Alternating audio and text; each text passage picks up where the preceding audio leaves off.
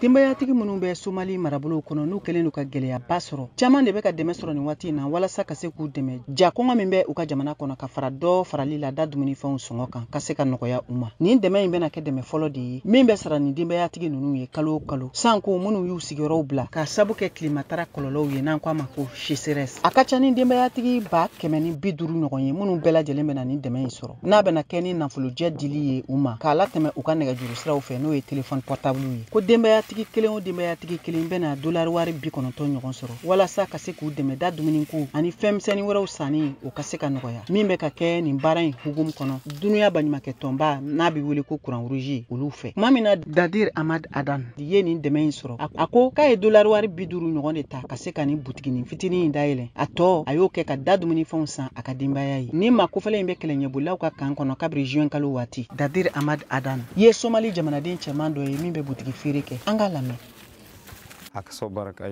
Ne bɔra Bakul mara la n ka baganw bɛɛ fagalen kɔfɛ ka sababu kɛ ja ye san 3 kɛra san mana o la baganw bɛɛ sara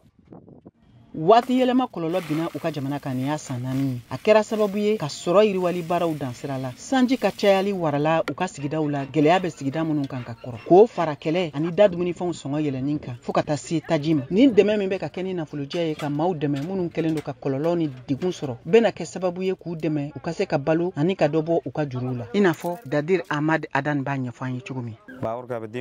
an kun bɛ juru de ta walasa an ka se ka taama ka bɔ Bakul ka taa Beledweyne ne ye n ka juru sara chauffeurkɛ ye n kɛlen kɔfɛ ka wari sɔrɔ ka bɔ CICR mɔgɔw bolo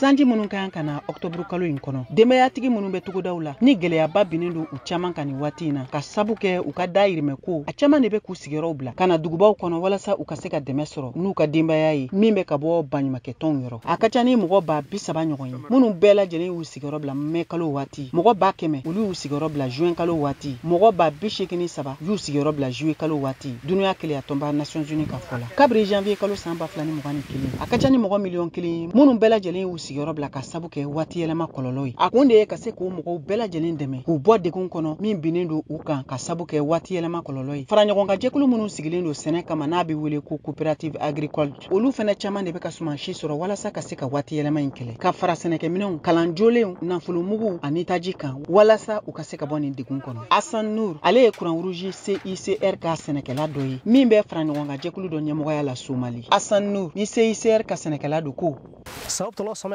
an bɛ nin kɛ yaasa u ka sɛnɛ baara u ka se ka to senna ni ja nana